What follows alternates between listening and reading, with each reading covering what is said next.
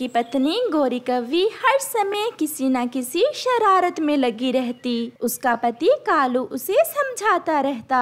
कल मुझे बुलबुल मिली थी और उसने मुझे बताया कि तुमने उसकी आंखों में लाल मिर्ची डाली है। वो रो रही थी। गोरी, बाज आ जाओ, ऐसी शरारतें कभी कभी महंगी भी पड़ जाती हैं। चल चल काम कर अपना। मुझे ऐसे दूसरे पक्षियों को तंग करने में बहुत मजा आता है। जब कोई बराबर का मिल गया ना, फिर तुम्हें अच्छे से पता चल जाएगा। रोज की तरह गोरी कौवी फिर किसी शरारत के मूड में उड़ती हुई जा रही थी। वो एक पेड़ की डाल पर बैठ जाती है। क्या करूं? आज किसे तंग करूं? वो ऐसा सोच रही थी कि वहाँ तोता आ जाता है। तो आज तोते को उल्लू बनाती हूँ। तोते, मेरे हरे मिट्ठू तोते, तुम बहुत अच्छे तोते हो। मेरा दिल कर रहा है मैं तुमसे दोस्ती कर लूं। सच? क्या सच में बहुत अच्छा हूँ? तो और क्या, कोई और पक्षी तो मुझे अच्छा ही नहीं लगता। बस एक तुम ही हो जो सबसे अच्छे हो। आज शाम मेरे घर आना, मैं अपने तोते भाई जी को नारियल पानी पिलाऊंगी। नारियल पानी तो मुझे बहुत पसंद है। मेरी माँ कल मेरे लिए ढेर सारे नारियल लाई थी। शाम को जल्दी आ जाना।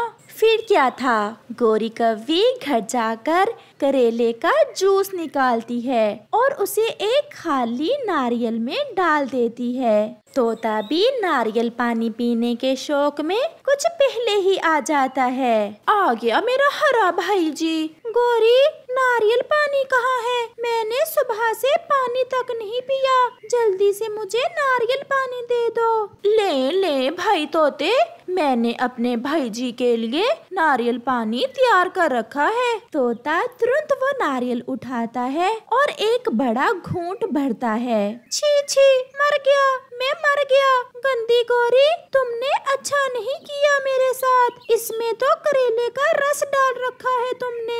उल्लू बनाया, बड़ा मजा आया। उल्लू बनाया, बड़ा मजा आया। शक्ल देखी है अपनी, मीठा मीठा नारियल पानी पीने वाली। चल भाग यहाँ से, बड़ा आया नारियल पानी पीने वाला। तोता रोता हुआ वहाँ से चला जाता है।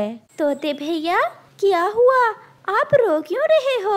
उस गोरी की बच्ची ने मुझे नारियल पानी की जगह करेले का रस पिला दिया। मेरा पेट जल रहा है। तोते भैया, आपको पता तो है कि गोरी हर समय हमें पागल बनाने के चक्कर में रहती है। फिर आप कैसे उसके जाल में फंस गए? वो दोनों ऐसे बातें करते हैं। दूसरे रोज बेचारी चिड़िया नदी के पास बैठी अपनी खिचड़ी बना रही थी। उड़ते उड़ते गोरी भी उस दिशा में आ जाती है। खिचड़ी खाएगी चिड़िया, और वो भी अकेले अकेले ही। मैं खिलाती हूँ इसे खिचड़ी। फिर गोरी चिड़िया की हंडिया से थोड़ा ऊपर जाकर खिचड़ी में पोटी कर देती है। ये तुमने क्या किया है?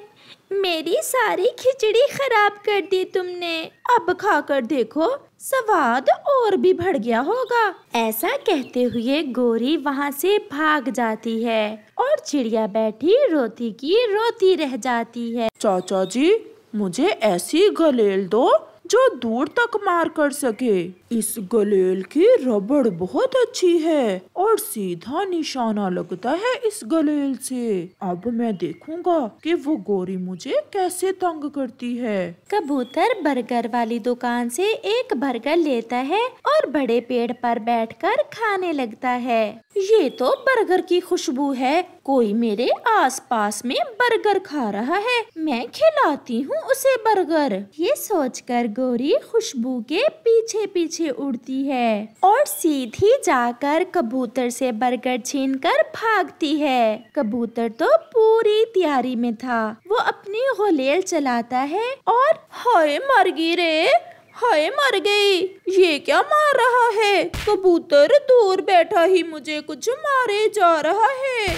गोरी गिर जाती है। कबूतर भी पास आकर गोरी की पूंछ पर गुलेल चलाता है। हाय मेरी पूंछ टूट गई। कबूतर एक बार माफ कर दो, फिर मैं कभी शरारत नहीं करूँगी। खाओ खाओ, मेरा बर्गर खाओ, मैंने भी तुम्हारा इलाज कर रखा है। ऐसा कहते हुए कबूतर फिर से अपनी गुलेल चलाता है। हाय मर गई। शोर सुनकर चिड़िया, तोता और कालू कौवा आ जाते हैं। क्या हुआ कबूतर भैया, आप गोरी को क्यों मार रहे हैं? मेरा बर्गर छीन लिया इस गोरी की बच्ची ने। चिड़िया बस एक बार माफी दे दे, मैं फिर कभी ऐसा नहीं करूँगी। कबूतर एक बार फिर से गोरी की पूंछ पर गुलेल चलाता है और सब पक्षी हंसने लगते हैं। वो गरीब चिड़िया कौवे के घर में काम करती थी, क्योंकि कुछ समय पहले उसका पति मर गया था। उसे अपने घर को चलाने के लिए कुछ न कुछ तो करना ही था। अब अगर बर्तन धो लिए हैं तो जाओ रसोई में जाकर कोई काम कर लो, ऐसे खड़ी खड़ी मुझे क्यों घूरे जा रही हो? मालकिन जी, कल मेरे बेटे की स्कूल की फीस जमा करवानी थी। अगर इस महीने की तनख्वाह एडवांस मिल जाती तो। चल भाग और रसोई में जाकर काम कर। 2 दिन अभी हुए नहीं और आई पूरे महीने की तनख्वाह एडवांस लेने। मुझे भी गोरी कहते हैं। ऐसे ही गोरी कौवी के घर पर दस्तक होती है। पहले जाओ और देखो बाहर कौन है। जी मालकिन, मैं अभी देखती हूँ। मैं यात्री हूँ, बड़ी दूर से आया हूँ, भूखा हूँ, मुझे कुछ खाने को दो। लग रहा है फिर कोई भिखारी आ गया है, इसे मैं भगाती हूँ। चिड़िया तुम यहाँ समय जाया ना करो, जाकर काम करो। और तुम भिखारी जी क्या चाहते हो? भूखा हूँ मैं बहुत। दूर से आए होगे, सब ऐसा ही कहते हैं। जल्दी से भागो यहाँ से, अगर मेरे पति आ गए तो बड़े डंडे से मारते हैं वो तुम जैसे भिखारियों को। ये सब आपको भगवान ने ही तो दिया है, अगर इसमें से किसी गरीब को कुछ दे देंगी तो कम नहीं होगा।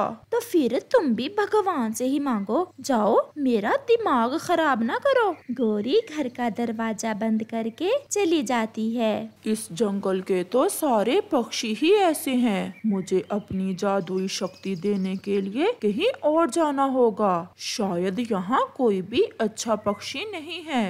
मालकिन जी, मैंने सारा काम कर लिया है, अब मैं जाऊं? मेरा बेटा भूखा है, मुझे जाकर उसे भोजन भी खिलाना है। दिखा जरा, एक ही रोटी ली है ना? देख ले मालकिन जी, मैं चोरी नहीं करती, मैं खुद भूखी रह लूंगी और ये रोटी अपने बेटे को खिला दूंगी, परंतु चोरी नहीं करती हूँ। अच्छा जाओ, जो भी आता है बातें सुनाने लग जाता है। चिड़िया वो एक रोटी लेकर अपने घर चली जाती है। मम्मा, आप आज देर से क्यों आई हैं? आप ये रोटी खा लें। मम्मा, आपने खा ली है? हाँ बेटा, मालकिन बहुत अच्छी हैं, पहले मुझे खाना देती हैं और बाद में खुद खाती हैं। मम्मा चिड़िया अपने बेटे से झूठ बोलती है, जबकि वो खुद भी 2 दिन से भूखी थी। चिड़िया का बेटा रोटी खाने ही वाला था कि उनके दरवाजे पर दस्तक होती है। मैं देखती हूँ। आप तो वही चिड़िया हैं जो उस बुरी कौवी के घर मिली थी। जी यात्री पक्षी जी, मैं वहाँ काम करती हूँ। क्या आपने अभी तक कुछ खाया नहीं है? मैं भूखा हूँ। कुकू बेटा, वो रोटी अभी तक खाई तो नहीं है? मम्मा, आधी खा ली है, बाकी की आधी बाहर लेकर आओ। कुकू बाकी की आधी रोटी ले आता है। माफ करना यात्री पक्षी जी, मेरे पास इससे बढ़कर और कुछ नहीं है, इसमें से भी आधी रोटी मेरे बेटे ने खा ली है। वो यात्री पक्षी आधी रोटी लेकर खा लेता है। पूरा हुआ, मेरा सफर आज पूरा हुआ। मैं बहुत दिनों से किसी ऐसे ही पक्षी की खोज में था। मैं समझी नहीं यात्री पक्षी जी। ये आम खा लें और गुटली अपने घर के आंगन में दबा देना, सब समझ आ जाएगा। ऐसा कहते हुए वो यात्री पक्षी गायब हो जाता है। और हाँ, पानी जरूर डाल देना, तुम मेरी परीक्षा में सफल हुई चिड़िया। अब आपको सब मिलेगा, बहुत मिलेगा, और ऐसे ही दूसरों की मदद करना।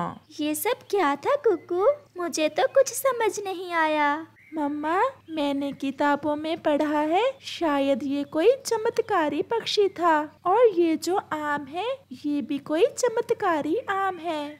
फिर वो माँ बेटा आम खा लेते हैं और गुटली अपने आंगन में दबा देते हैं और मीठी नींद सो जाते हैं। सुबह हो जाती है। चिड़िया और उसका बेटा जैसे ही आंगन में उस गुटली को देखने आते हैं, वहाँ तो एक बड़ा पेड़ बन चुका था, जिस पर 100 के ढेर सारे नोट लगे हुए थे, जिसे देख चिड़िया और उसका बेटा बहुत हैरान भी थे और खुश भी। अब मैं समझी कुकू, वो पक्षी इतनी शक्ति किसी पक्षी को देना चाहता था, वो तो परीक्षा ले रहा था। ऐसे चिड़िया उन नोटों से अपने लिए एक बड़ा सा घर खरीदती है और बाकी की जिंदगी खुशियों से गुजारती है, क्योंकि अब वो गरीब चिड़िया नहीं रही थी। इस कहानी से हमें सीख मिलती है, कर भला सो हो भला।